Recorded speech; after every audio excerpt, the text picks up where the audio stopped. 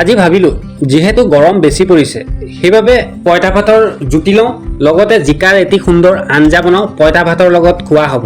আজি মা নাই, সহজ পদ্ধতিৰ এটি আঞ্জা বনাই পইতা ভাতৰ লগত খোৱা হওক, আপোনালোককো দেখুৱাওঁ। আজিৰ ভিডিঅ'টো অকণো স্কিপ নকৰিব। গৰম বতৰত পইতা ভাতৰ লগত জিকাৰ এটি আঞ্জা বনাইছোঁ, পইতা ভাতৰ লগত খোৱা হ'ব, তাকে দেখুৱাবৰ চেষ্টা কৰিছোঁ।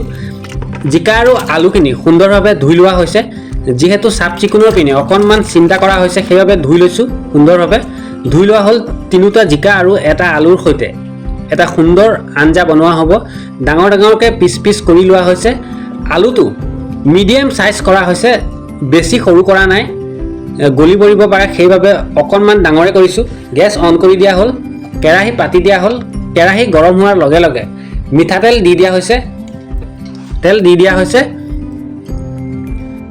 তেল গৰম হোৱাৰ লগে লগে জিকা আৰু আলুখিনি গৰম তেলত দি দিয়া হৈছে। সুন্দৰভাৱে অলপ টাইম ভাজি ল'ব লাগিব। যিহেতু মা নাই, আজি মা গ'ল ফুৰিবলৈ, সেইবাবে ভাবিলোঁ সহজ পদ্ধতিৰ এটি আঞ্জা বনাওঁ। হালধি দি দিয়া হ'ল কালাৰৰ বাবে। কালাৰৰ অবিহনে জুতি নাহে আৰু নিমখনো কেলে বাদে যায়। হালধি দিয়াৰ লগে লগে দিয়া হ'ল সোৱাদ অনুসৰি নিমখ আৰু হালধিৰ অবিহনে কেতিয়াও জুতি নাহে, নহয় জানো? দিয়া হ'ল নিমখ আৰু হালধি। গেছৰ ফ্লেম ল' কৰি দিয়া হ'ল।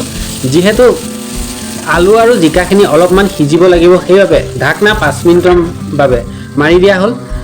5 মিনিট হোৱাৰ লগে লগে ঢাকনাখন উদঙাই লোৱা হ'ল। চাওক কেনেধৰণে জিকা আৰু আলুৰ পৰা পানী এটা ওলাই পৰিছে। ইতিমধ্যে জিকাখিনি সিজিবলৈ ধৰিছে, আলুখিনিও অলপ অলপ সিজিবলৈ ধৰিছে।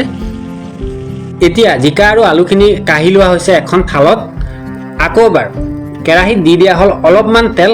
যিহেতু আগতে দিয়া হৈছিল তেল সেইবাবে কম পৰিমাণত দিয়া হৈছে। আদা নহৰু পিঁয়াজৰ পেষ্ট দিয়া হৈছে, লগতে দুটা জলকীয়া ফালি দিয়া হৈছে। দীঘল দীঘলকৈ সুন্দৰভাৱে ভাজি লোৱা হৈছে।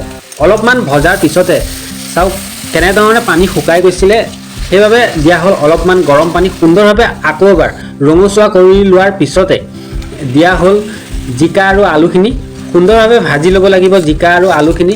পুনৰবাৰ মা আছাম ভিডিঅ'লৈ আপোনালোকক স্বাগতম জনাইছোঁ। আজিৰ আঞ্জা ভাগ কেনে লাগিল কমেণ্টত জনাবলৈ নাপাহৰিব। ইতিমধ্যে আজিৰ আঞ্জা অৱস্থা আহি পৰিছে।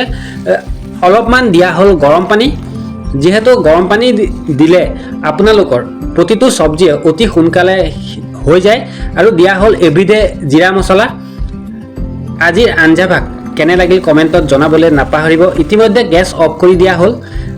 আঞ্জা ভাগ ইতিমধ্যে হৈ পৰিল। এতিয়া আঞ্জা ভাগ কাঢ়ি লোৱা হৈছে এটা বাতিত।